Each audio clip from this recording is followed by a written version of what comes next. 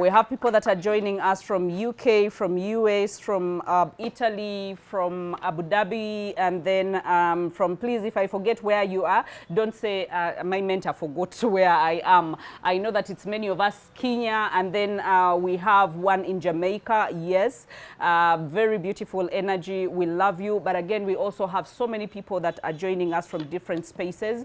Thank you so much for joining us. And this is more about clarity. This is more about mindset change, okay? Because 90%, 98% of our mindsets, if they can be able to change, then they can turn into force for good for whatever 2% we are trying to push.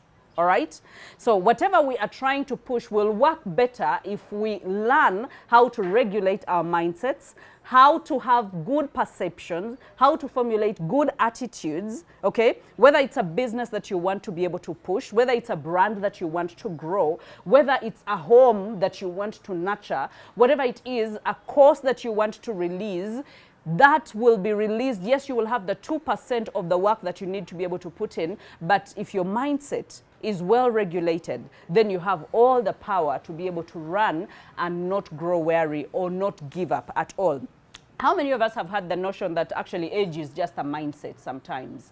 Yeah, and I think we have seen it. Have you seen people that are 60 years old on the internet looking like 30 years old, and you are 30 years old and you look older than a 60-year-old? And what is happening? Are we exchanging age now? You are walking, you're not limping, you don't have any pain, but some of us, you sleep with pain. When you wake up, your bones are doing and you're like, like our bones are too rigid, you know? You look at your face and you see fine lines and you're like, where are these coming from? Yeah? But you know, when you have a mindset that, you know what, whatever it is that God promised I will touch in the land of the living, I am going to touch it. And I'm going to be energetic, and I'm going to be strong, and I'm going to go after it. It doesn't matter what anyone says, okay? It doesn't matter who says I am old. No. I still want it, and I'm still going for it. But some of us, we decline on certain issues and say, I think by this age, this is no longer achievable. Do you know that we go decreasing? By this age, I think this is no longer achievable. Some of us, we cut out the marriage. Some of us, we cut out the children. Some of us, we cut out the big dreams that we had. For example, you had dreams of having big concerts if you're a musician, or to, you know, those big events. You've seen people creating big events and holding space for other people to change and revive their lives, and you're like, one day I am going to do some of those things. And then after some time you start growing weary, and you're like, yeah, I don't think it was for me. I think Bahati was hyping us up. But let me tell you, I am not actually hyping you. I am telling you that it is achievable, very, very achievable. And why do I say it's achievable? It's because I have gone through it. Everything I have dreamed, everything I have desired, everything I have prayed for, and everything I have wanted, God has delivered it into my hands. He has delivered it into my hands. So when I speak about God, I just don't speak because I have had other people talk about God, but I speak as one that has been graced, one that has been loved, one that has been, as in, coming from my background, I would not expect that I would be where I am. I wouldn't, okay? I would expect maybe I would be at, if where I am right now is, let me just give an example, 100%, I would expect I would have been at 20, because by the virtue of the fact of who grew me, yeah? Who gave birth to me, where they gave birth to me from, the circumstances under which I was groomed, okay? The life that I grew up. Recently I was joking with Tim. He was telling me, but Mchalawange, you love lights, eh? Like you love lights. Let me tell you, I will have, like, the bedroom alone has like more than 30 now, and there are those bright, and then there are those ambience. Now, you interswitch, but mostly I don't know why. I'm always caught on the wrong side. I always have bright lights on. So now, I was like, but you love flashy. You love flashy light. And I was like, you are talking to a girl who read her books with Tadova. Tadova. Do you guys know Tadova? Yes, I do. You know Tadova? And you know how, as in, your nose will be filled with smoke and black things, and you are reading at night, and actually you have the turnover, but you don't have the paraffin. Yeah. You have the turnover, but you don't have the paraffin. And you have to bring, and sometimes it is leaking. Yeah? You guys do. As in, it is, you know those doom things? What are tins? It was cut, and now all of a sudden, it has an opening. But now you have to bring it close so that you can be able to read from a budget book. Yeah. And you have to pass. You have to break some generational curses. You're like, I am not ending up like anyone in my family. No, I am not ending up a drunkard. I am not ending up giving birth to 12 children with 8 men. I am not ending up like that. I am starting a new trajectory. But the one that is starting a new trajectory, guess what? You even don't have a seat. You have a turnover, but you don't have a chair to sit on. Yeah. In a house that doesn't have cement. When I talk about these things, my sister is here. I would have no business talking about these things if they were not the truth. There is Malaya Sika in the corner somewhere. It's strategically positioned for a visitor. And the Malaya Sika, you know how they would kugagambuka? You know some of the, do you know Malaya Sika stools? Yeah? You don't know? You guys. Clearly, I am talking to, you know, those 3-legged stools that have those things that go around, and now 3 of them have come off a bit, and the nails are protruding a bit, but you have strategically positioned it in the corner for a visitor, should any come. Yeah? And at Christmas, we have our bukomera and cotton and toilet paper. Yeah, and your Christmas is that, you guys. You guys have not enjoyed life. You have not enjoyed life. Now for me, if you tell me when the electrician would come and he's like, now I want to put now in the walk-in closet, what kind of light should I put in? I'll be like, I want to go and shop the lights myself, because I want the light that when I put it on like this, I can see every inch of a dress and every inch of a what? Or you get it? But it was compensation, clearly. After some time, I got to know it was compensation. I was compensating for the life I didn't have. I told you how I love space. I have seen what it means to want something, work for it, and get it. Yeah?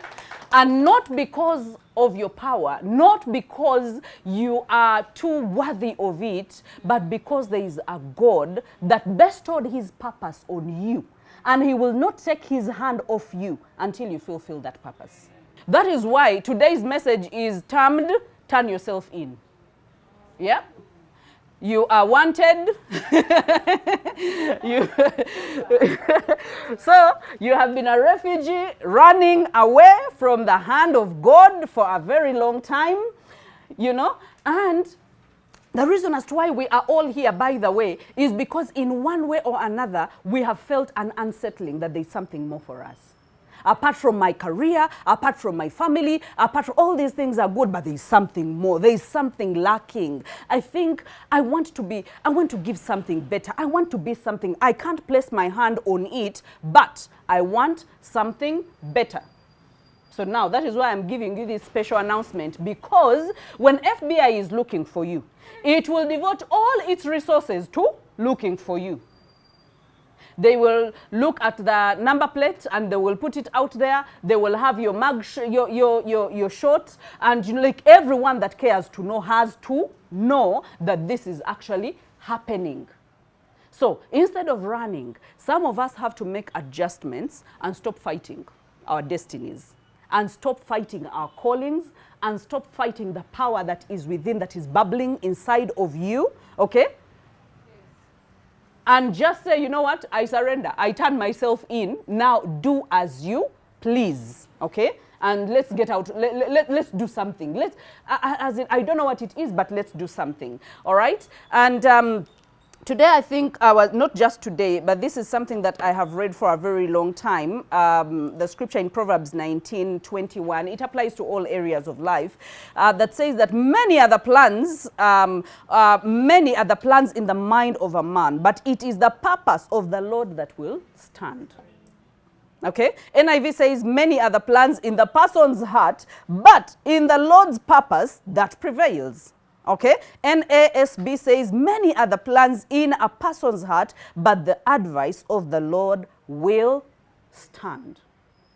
Now, so many of us, sorry, that was that is Proverbs 19:21. Okay, and because we have plans, okay, we all have plans as humans, and I think we have sat down. Some of us have plans to end a year a certain way. We have plans to start a year a certain way, or we have had plans about our own lives. But do you know the thing that actually deters mostly our progress in the things that God wants us to progress in or purpose is usually our own plans? Yeah? You become rigid. You're like, for me, I was told that I have to go to primary, I have to go to secondary, I have to go to college or tertiary or university, and then you don't graduate without a man. Who graduates without a man? You graduate with a man, and then after that, if you graduate without a man, everyone is looking at you as a failure, okay? Apparently, your boyfriend has to come to a graduation, yeah? And everyone has to have that yeah, and even if you don't show, everyone is like, I think that is, someone. And all, as in, then you should be able to get married, then you should be able to have children. Some of them do the other way around. You have children, then you get married, and then live happily ever after. Have a job, okay?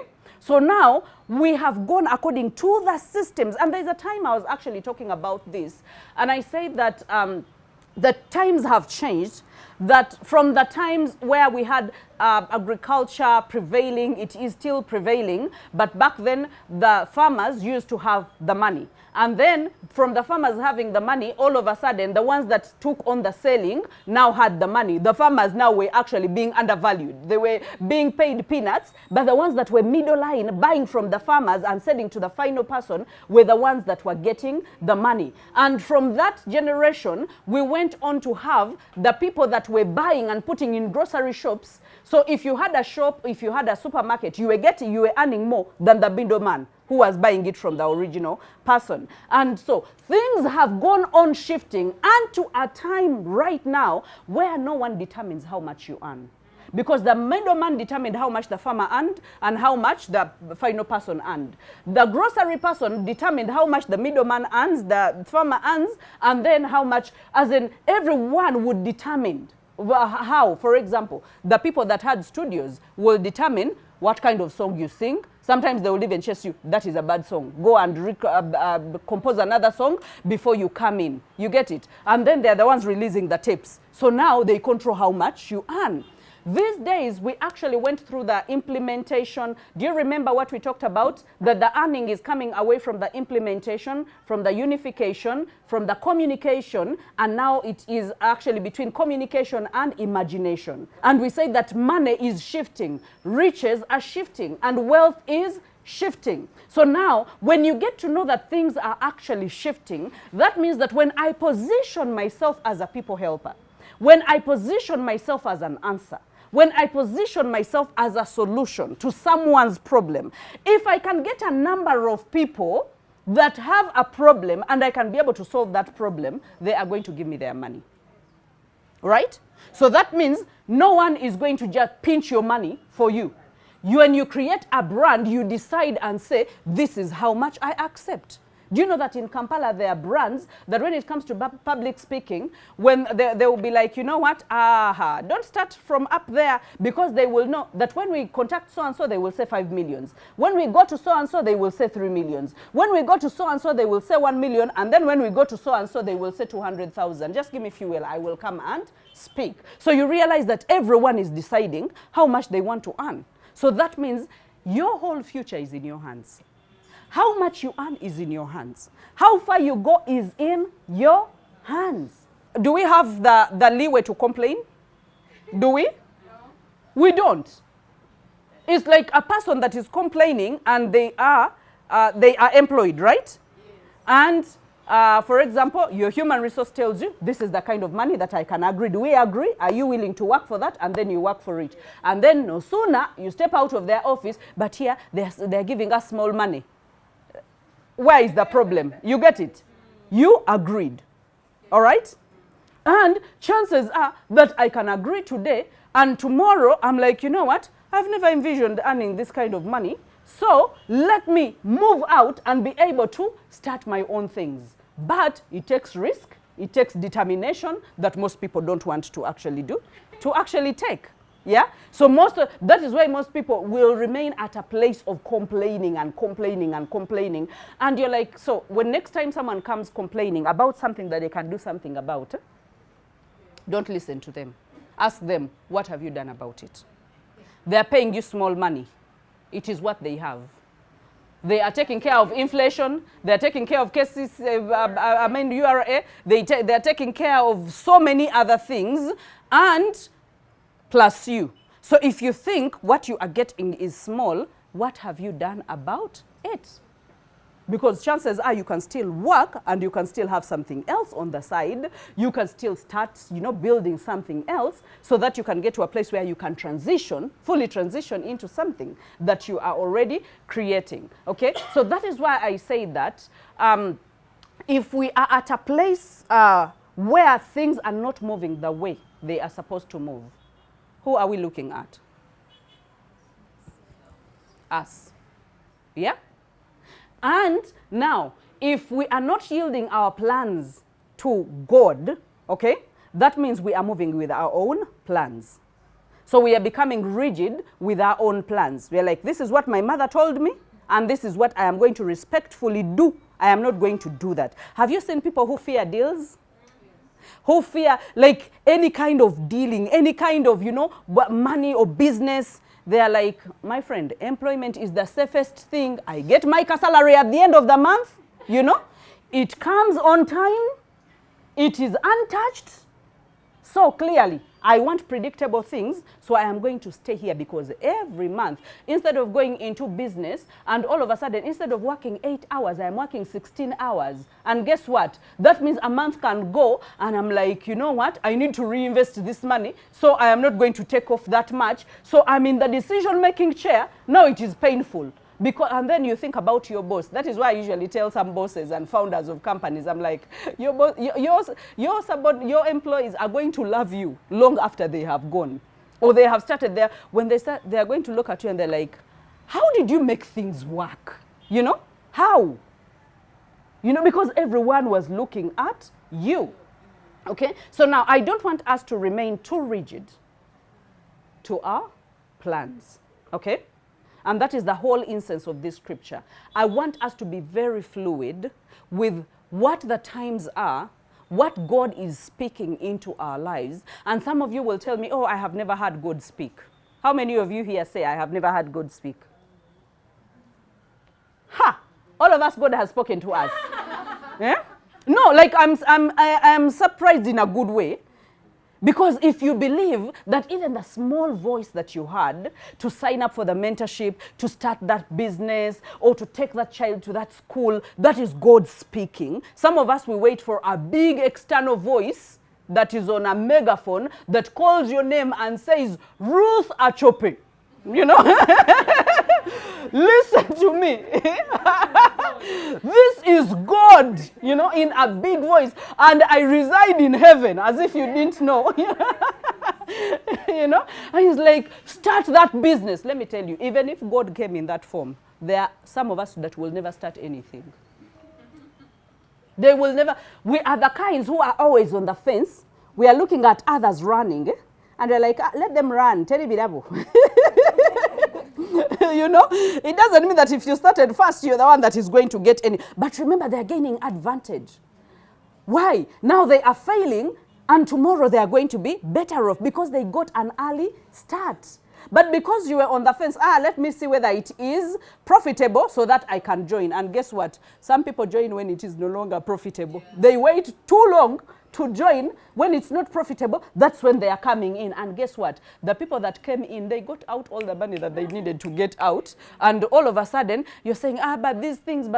You're like, I wish you got in when you were supposed to actually get in. So I want us to plan.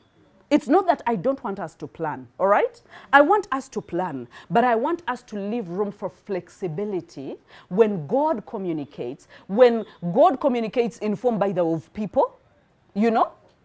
God can communicate. Do you know that you can even read a post and it was just meant for you? And you're like, you even feel the chills, you even feel the goosebumps. And like, it's like this person knows exactly what I'm going through, but this person is abroad, is somewhere. And you're like, you know what? Let me take the risk. And before you know it, maybe you will never give them the credit, but after some time you're like, you know what? I read a post one day that changed my life. You get it? But why? Because you were flexible to have the plans, but to say, you know what? It's possible my plans are incremental, because our plans and growth is incremental. But do you know that there are certain things that God brings into our lives that are quantum leaps? That you're going to skip like 10 levels. You know? It's a business or it's even a partnership. Okay? And this partnership is going to make you skip so many levels. Instead of just incrementally, painfully growing, that you're going to skip so many levels. It's like mentorship. If we are what do we call? If we are putting everything, for example, that I have learned for the past 18 years, and I'm giving it to you in 3 months, okay, and with an extension of 1 year of hand-holding and support, then I have broken the time system. That what I took 10 years to learn, I can teach it to you in less than a week or 2 weeks. And you'll be ahead of the curve. But guess what? Even if God strategically positions us for quantum leaps, this is what we do. Me, I want to go level to level. And some of us are like, some of us won't even repeat. We are like, I will go 2 levels ahead, and then I will go 3 levels back. And then I will go. Why? Because we are not implementing. Because God can only give you the instruction. He can only provide the help, but he cannot do it for you. He can't. Otherwise, let me tell you, for everyone that knows God and says, oh God, my life is in your hands, we would have been billionaires. As in, God would have worked his magic. But do you know why he doesn't work his magic? And the reason as to why I usually tell us in the mentorship that we are not competing with anyone. You're here on your own. So you decide how much money you earn. You decide how many countries you travel to. You decide, like, everything is in your hands. And you can decide not to lift a finger, not even to do anything. And then to be very proud and say, you know what, but I know all those things. Whenever you see someone doing something, but I know all those things. Hey, you know them. I wish we were paying people that know them. No, we are not people. We are not paying anyone that knows. We are paying implementers. We are paying service providers, solution providers, and answer providers. So know the answer. It's like, do you know people that used to be in class, when they ask something, you know the answer, but you don't want to put it up. And then someone who doesn't know, they're the ones that are confident enough to put their hands. And then they're guessing and they're just saying weird things. And you're like, but that is not it. Why didn't you put up your hand? Why didn't you put up your hand? I think God sometimes looks at us and is like, okay, what's wrong with my people? What is wrong with my people? Okay? So, if I'm saying, turn yourself in. God has elected you. He has selected you. And guess what? If he has called you, you have to come. So whether you come today or you come tomorrow or you come after 5 years, you will have to. And I'm saying it in the hearing of Coach Diana Nema and Coach Ben. Whether you agree to the plans of God today or you agree to them 5 years, you will still fall in his plans. Because it has says, many are the plans of the mind of a man, in the plans of a man, but it is the purpose of the Lord that stands. Some of us are planners, and we can plan. We are super planners. But we never get to do anything. Okay? So, whether you choose to say yes today or you don't say yes today, you will have to say yes eventually. And there is a quote that Mark Twain wrote and said that there are two most important days in a man's life. The day they are born and the day they get to know why. So that means you getting to know why is one of the most important days in your life. You getting to know that this is my avatar. We all know avatars, right? You getting to know that this is my audience. You getting to know these are the people to whom I bring transformation, okay? God sent me to these people because the devil never sends anyone. If anything, he destroys and kills. Yeah? So it's only God who says, if I don't send them Jen, these people are going to get lost. These widows, if I don't send the Jen, they will never eat. They will never even wash their clothes. So he puts a burden on Jen's heart. And Jen starts practicing charity and saying, if me who has a husband, okay, I can lack certain things. How about a woman who doesn't have a husband? Can we have a time in a month where we can just take them soap and sugar and some things to eat so that they can also struggle on their own, but at least they know that someone else is thinking about them? That is only God that can do that. He has that burden, he gets a piece of it and puts it in Jen's heart. Okay?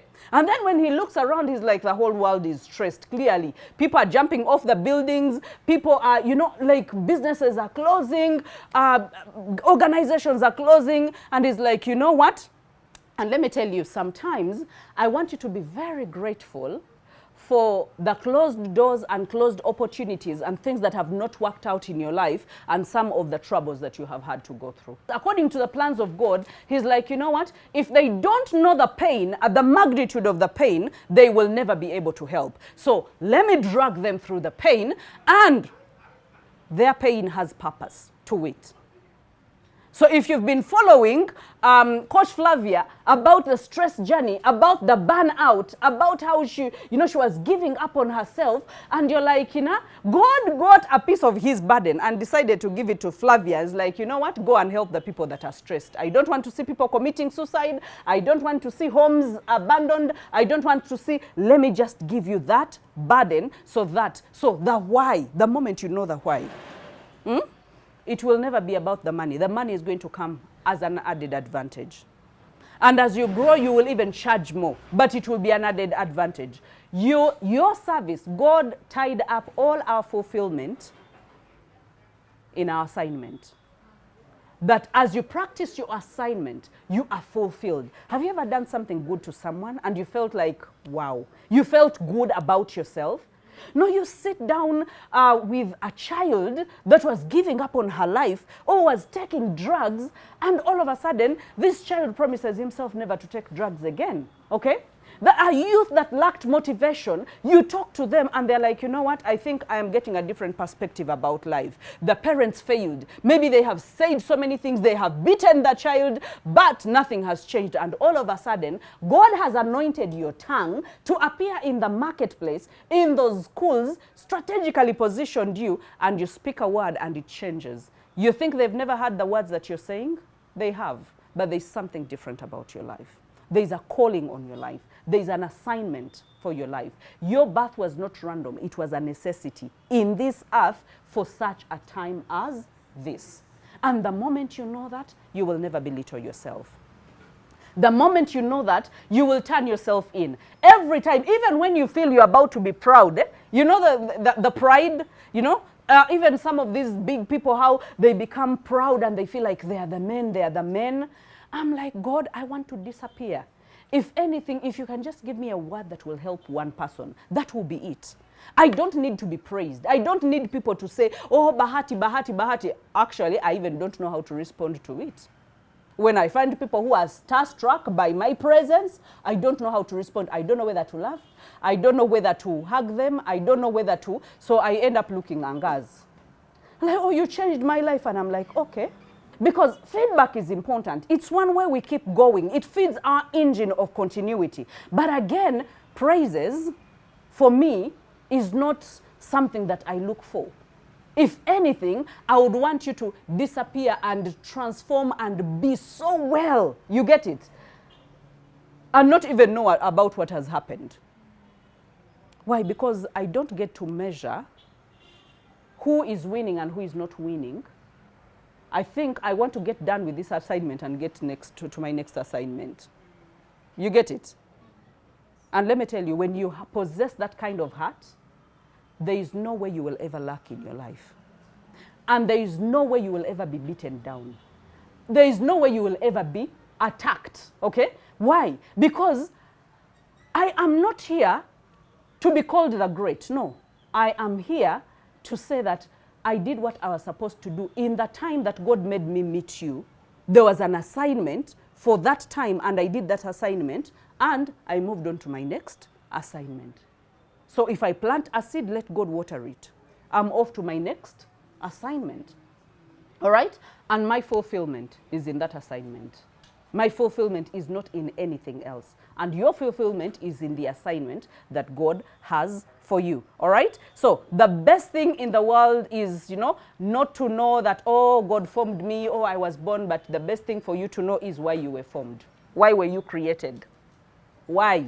If there is anything you should be able to ask from your God as the year ends, I need you to ask one thing. Give me clarity of who I am supposed to serve. Give me clarity of why I am here. Give me clarity of what I am supposed to do. Let me tell you, some of you will stop praying about your marriages. You'll stop praying about your children. You'll stop praying about your businesses for as long as you are standing in the purpose and the plan of God. Right? There is a way he's going to make everything fall in place. It might not be in your timing. It will be in his timing. But he has a purpose as to why it will be in his timing. I need us to be able to look at that, and then to be able to say that no matter what we do, okay, we must be able to, number one, unleash, embrace our assignments. Understand, unleash, and embrace. Those are three things. Understand my assignment. The reason as to why I take the bother to actually go through the roadmap sometimes together with us, and I'm like, okay, let's find out who your exact avatar is, who the person you're targeting is. Why? Because I want you to understand that if it's a woman that is going through this kind of situation, and these are the kind of words that they need to be able to hear. This is the encouragement, and this is the solution that they need to be able to hear. Because some of us, by the way, we get assignment. For example, when I give you an assignment, you should be able to ask me categorically clear to make the assignment clear to you. Right? Otherwise, there are other people that are given assignments and they run so quickly. They go and do all the wrong things, and then when they bring the wrong results, someone's like, but why didn't you ask? Because it was for a particular time, or for a particular people, or for a particular, and now you have done something totally different. So now, in a bid for us to exercise our assignments, sometimes we have done the wrong things. And when we do the wrong things, we use a lot of energy. Yeah? We get exhausted. Okay? And then we see no results. Why? Because we are aiming for the wrong things. We are talking to the wrong people. We are doing a wrong assignment. That is why I told you that it's okay. Your niche can change. Okay? Your target audience can change, by the way. Yeah? So as you evolve, I need you to have an open mind, not to say, for me I started dealing with students and I am forever going to deal with students. For me I started dealing with leaders and I am forever going to deal with leaders. You remember what I told us? That when we lay our plans into the plans of God, then he guides us. But when we become rigid to our own plans, then we defeat the purpose. Even if it's business, do you know that your product line can change? It can evolve. You started by selling, let me say, footwear. And you have been struggling and struggling and struggling. But as you go to the place where you buy things from, whenever you look at dresses, your heart is moved. Okay? Whenever you talk to other ladies, you're even helping them acquire dresses from other places. And before you know it, when you settle down and you're like, by the way, it's not about what my father did. It's not about what another person told me. It's about what I love to do. So if I love dresses, can I actually deal in dresses? Before you know it, as the stock goes down for the footwear, you're increasing the dresses. And guess what? Your heart is becoming lighter. And you love on your clients, you know? And you hug them. You advise them on fashion. And you're finding fulfillment. And people are referring clients to you. And you're like, but I have done footwear for the past 15 years. 15 years, you know? Struggling. And all of a sudden, I'm in a place where I'm in the flow. Okay? So some of us, we are riding against the tide.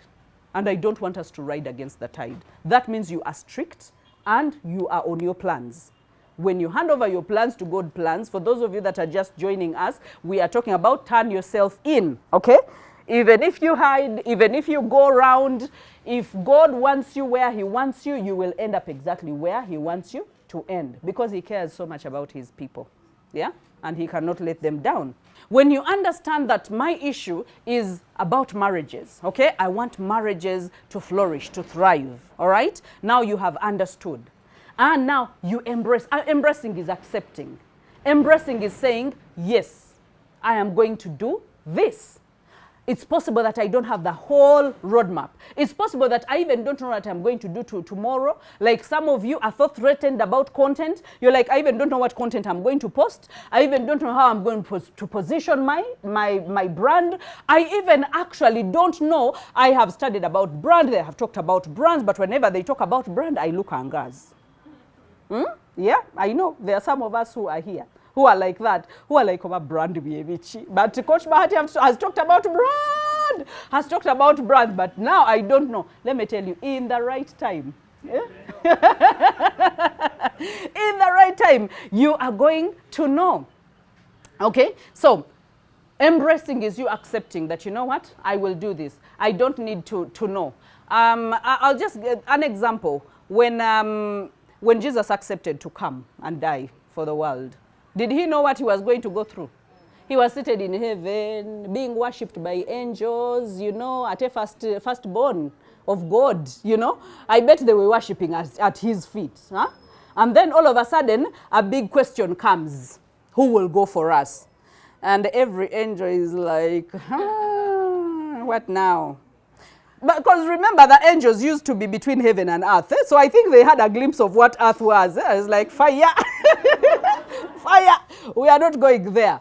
And all of a sudden, Jesus is like, I am going. Just imagine if God sat him down. Oh, Angel Michael took him to the side. Michael. And just gave him a navigation map and told him that now, you know, you are going to be born not in a rich mansion, but in Bethlehem, in a manger, you know? And you will not even have somewhere to sleep. And guess what? Do you know that Joseph, a carpenter, is the one dating Mary? Now those are going to be your parents. You're going to be looked down on. And then they are going to look for you, to kill you. And just imagine if someone gave him all that roadmap. He would have gone to the father and is like, you know what? I think we send an angel because I think I am too good of a son, but I think an angel we can do away with. You get it? But the moment he said, I will go for us, the mission was prepared.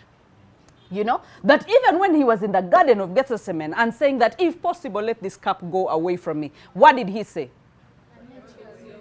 Not according to my will, but let your will be done. What difference is that? It says that it is the Lord's purpose that will stand. Your purpose will never stand. So for you, if you're following your purpose,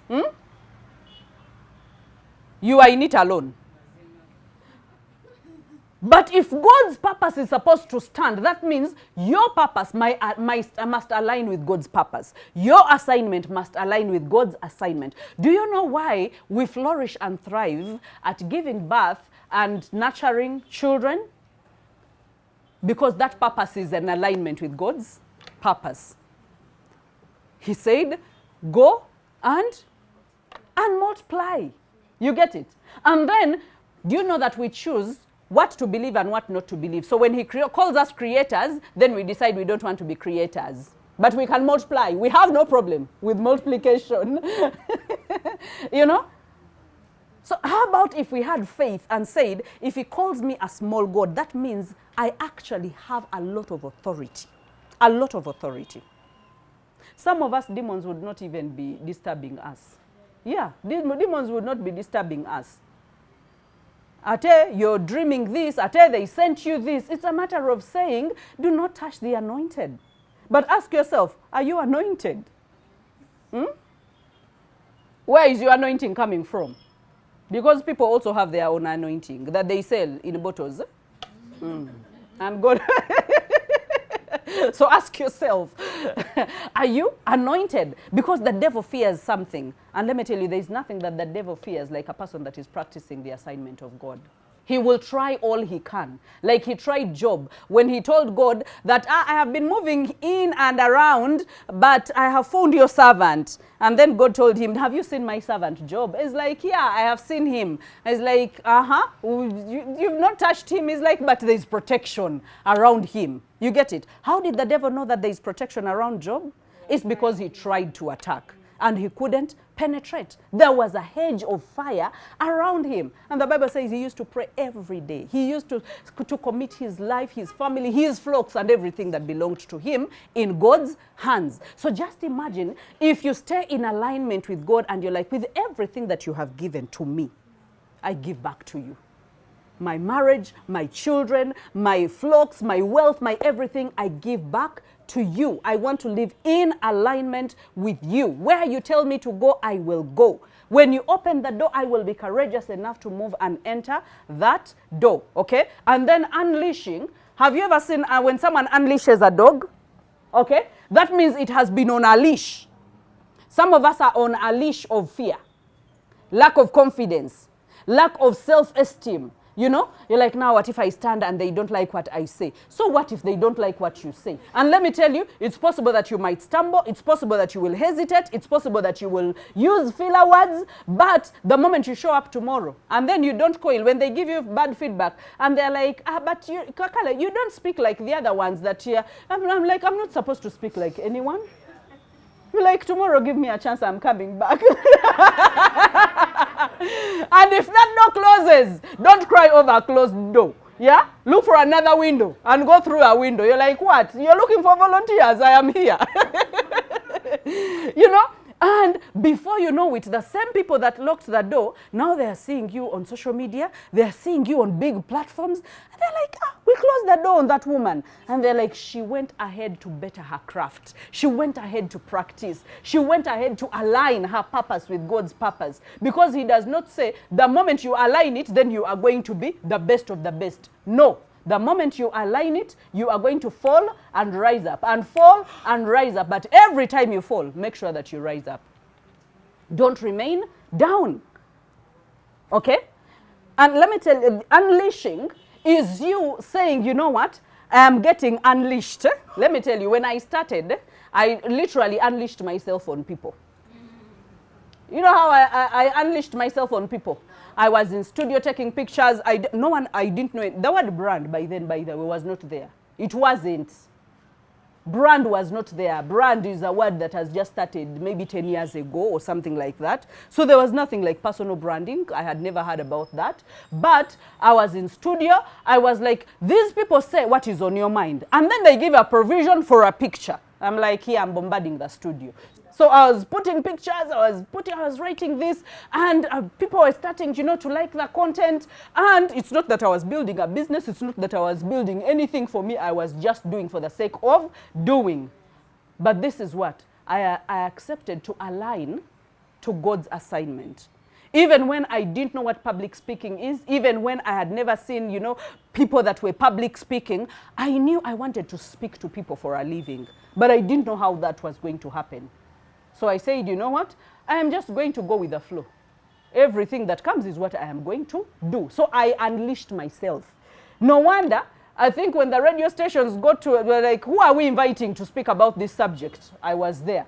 Who are we inviting on TV? I was there. As in, you would get surprised that from Monday to Friday, every day I was at a different TV station, or on the same day I was at different three TV stations. Why? Because there were no people. But for me, I understood I actually didn't wait to fully understand. I understood quarter way, I embraced, and I unleashed. I was like, Tulabireyo. You know, some of you wait until everything is good. You're like, now until my words are well patched up, and then I want to create a course that when someone watches, it's like, wow. And then I want to shoot a video. I want to wait until I have a very good, nice phone, so that when people will say, oh, the picture is crystal clear and crisp and so nice. I want to wait. Let me tell you, you are prolonging your own misery. Prolonging your own. Whatever you are avoiding, even if you release it a year from now, you will still get whatever you... So, release it now so that the feedback can come early, so that you can rectify early. You can put it you can put it right early. And this is something else that I put down, that since the enemy couldn't stop you from being born, he will try to stop you from understanding, embracing, and unleashing. He will use fear, he will use lack of confidence, he will use lack of self-esteem, he will use your dramatic family. How many people have families that have drama? Real drama, yeah, that you can even smell from afar. And you're like, but now if you come from a family that has drama, become dramatic yourself. But it's okay, you. You know, yeah. Because the moment you behave like you are the tamed one, you are the understanding one, then you become everyone's food. The moment you create your boundaries, the moment you stand up for yourself, everyone is like, what is happening here? So he couldn't stop you from being born. But he can hinder you from understanding. Yeah? Do you know that we can dwell with people in the same class, in the same cohort, in the same mentorship, watching the same videos, and then Forte will say, oh my God, every video that I watch is resonating with me. And then there is one who will say, I watched the first video for 5 minutes, but I have never understood what it is about. They watched the first video for 5 minutes. You get it? So if it's not the enemy, then who? No, tell me. Because then the enemy wants to delay you, because how he steals, sometimes it's stealing time. How he destroys sometimes is to actually get you discouraged and distracted. So you say, oh, I am too busy. You know, I'm doing so many things. If this was not important, you would not be here. So motherhood is important. You being a wife is important. You being an employee is important. You being on whatever board of directors for whatever company, it is important. Your destiny is important. But you know what's most important? The people that you're supposed to help. Yeah? So when God looks at you, he's only thinking, can you be able to live in harmony with everything I have blessed you with? You wear so many cups, but you should not let each of those cups slip. But you will still make it. So many people ask me, but how do you juggle? Being a wife, being a mother, being a boss, and then being, you know, and then your personal businesses, and then mentorship. It takes a lot of time. And then, let me tell you, my most fulfillment does not come from all the properties I have. It does not come from anything else that I have. My most fulfillment comes from these hours that I am with you. That's where my most fulfillment is. I will prepare for this day. I will look forward to this day, to these hours. Like seriously, like everything through the week, I do everything that I need to do, but having it on top of my mind that Friday is the most important day in my life. Okay? So your fulfillment, you're going to have all these other things to juggle. But once your life-changing, your assignment slips, you are going to be fed up even in the other things. You're not going to be fulfilled in other things. And some of us, before we are married, this is what we are thinking. When I get a man, we papa. You know, we think that is going to be the epitome of satisfaction. Guess what? It is a start of a new wave. That you must understand how that bull rides, and you must hold it by its horns, that when it dives, you dive, when it goes up. You know, that is how it is. Two people that come from different places. You subscribe to different school of thoughts. Yeah? Different backgrounds. Even your level of saying yes to your assignments is different. Yeah?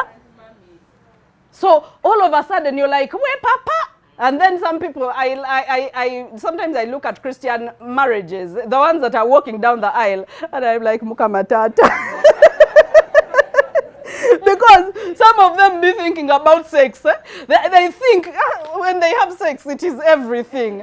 And I'm like, God, I wish you can just open their eyes. Katono, just a little like this. You get it, eh? That just to coexist in a home will be more important. Just to coexist. Do we have peace? You're looking at your phone, I'm looking at my phone. We are not having conversation. This is an achievement. You can even celebrate it. You will even feel good about it. Do you know how you can move in a house when both of you are annoyed? Like you don't want to step on the ground. When you look at your phone, you're like, is he looking at his phone or not? Should I not? Should I pretend I am busy or not? Like seriously. Yeah? Guys, so the reality of it, the reality of it is not when next I will go to a vacation. It is so good. But do you know that when you have an assignment of God, a calling of God, that he selected you, just like I said, whether you say yes today or you say yes 5 years to come, you are wanted and you are being sought, they are looking for you. So turn yourself in. Say, I surrender, to the will of God, because many are the plans in the mind of a man, but it is the purpose of the Lord that will stand and that will prevail. All right? So, as the enemy tries to distract you, discourage you, you write your one post and you expect 20 likes or you expect 100. You're like, I have written sense. How many of us have written sense? And then the discouragement comes and is like, you know what? I don't think I'm as good as those people. I think this content thing is for other people. But God would have let you been born in the baby boomers generation or even before baby boomers if you knew content was not your thing. By the virtue of the fact that you were born in this generation, content making is one of your things. So whether you do it while you go sit abigere, whether you do it while you're somersaulting, whether you do it haphazardly, whether you do it once a month, it is part of your responsibility, because it is a vehicle through which transformation is disseminated. Why do we call it mass media? It's because it reaches more people. So God has not called you for 1, 2, 3, He would have said, you remain in Bududa, in your village. That is where I want, and that is where your assignment is. But he carried you to Kampala, and you got the knowledge, of social media. Even when you say, but I am not the social media kind of person, you are wanted, turn yourself in.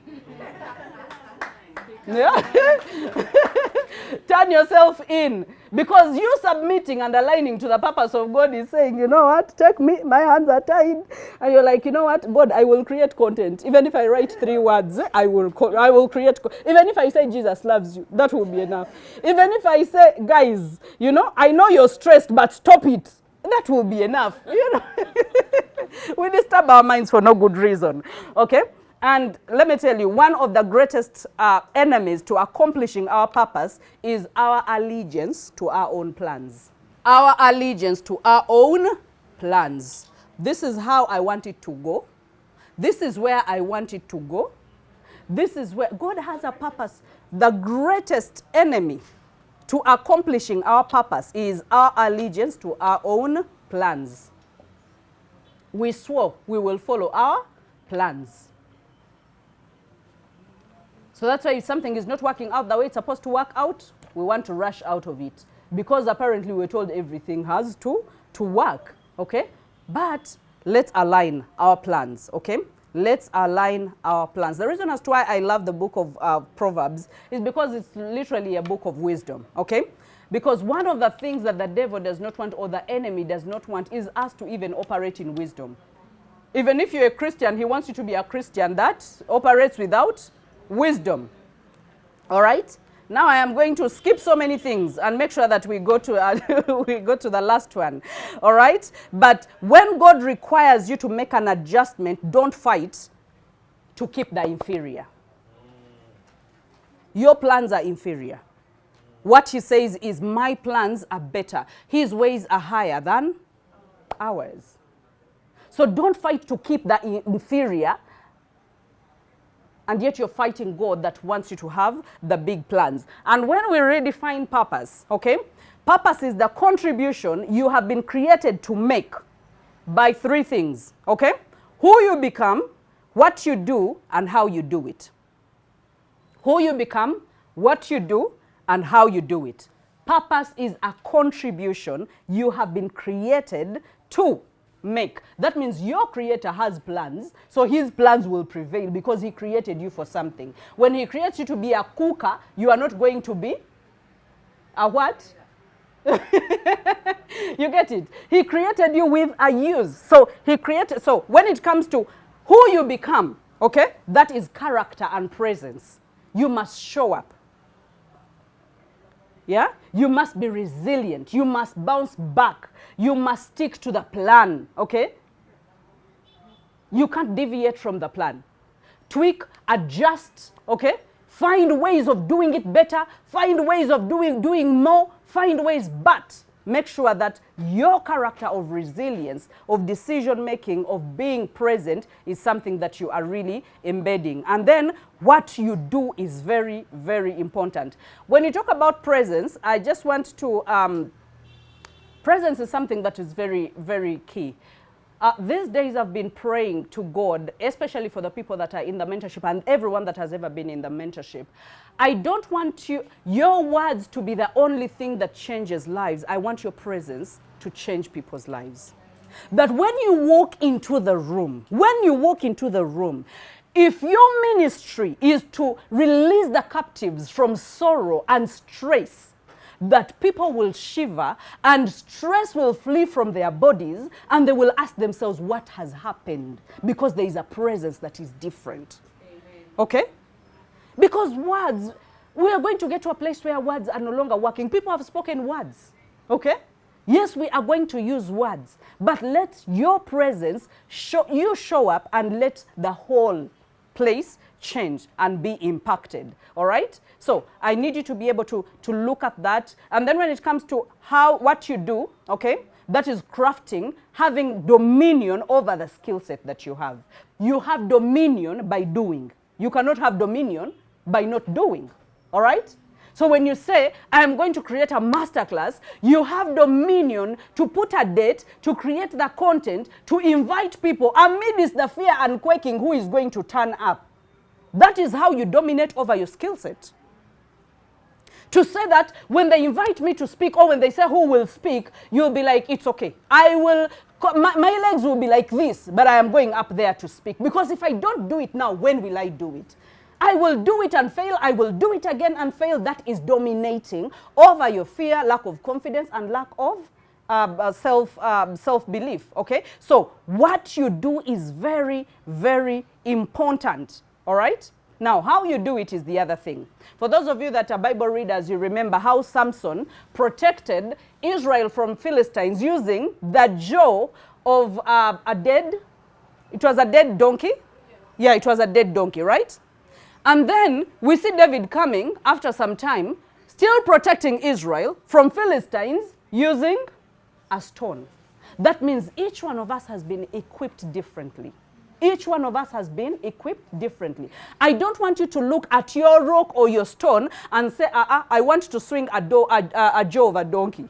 Yeah? Because I want to, because some of us are like, I think marriage is the thing that is working. I think this thing of Usmani corporate which is not going to work. You know? Now you want to swing a donkey's jaw instead of a stone. And I want to tell it to you right now. Your rock is going to do wonders. Okay? Your stone, okay, the thing that you call small is something that is very needed in this generation, and it is going to do wonders. So do not copy anyone. Do not compare yourself to anyone. Comparison is a thief of joy. Comparison is a thief of progress. Comparison is a thief of destiny. Look at yourself, and when God says, what do you have in your hands? Say, I have Facebook. What do you have? I have Instagram. What do you have? I have my mouth. I can speak. I can create a cause. What do you have? You know, I can speak to the teenagers. Okay? Your rock, do not underlook it. It is going to do what it is actually meant to do. All right? And I think there are so many things that we could have talked about, but I think we'll stop at that. One thing that I need to request from you is to remain surrendered vessels. Surrendered vessels. None of us is ever going to be perfect. I am not perfect. Not by any means. I am not. I have my own battles. I have my own struggles. But the moment, what has helped me to be a surrendered vessel is that it is not about what I want and my will. It is about God's will. And I will say yes to it anytime.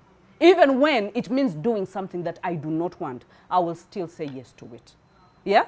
Even when I know he's about to tell me something that I don't want, I will still say, you know what, even if you tell me what I don't want, I will listen and I will do, because my life is not my own. It is not my own. My life belongs to God, and I am being used of God. And any people helper, if they ever tell you that they are changing lives on their own accord, with their own power, abali emmere akatogo, you know, akamatoka amatokose no muzigo, until they have power to change lives, question them.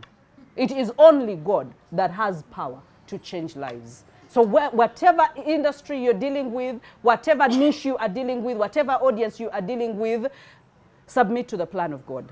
Let his plan prevail. And let me tell you, you will stand tall. Amen. And you will stand the test of time. I love you, love you, love you.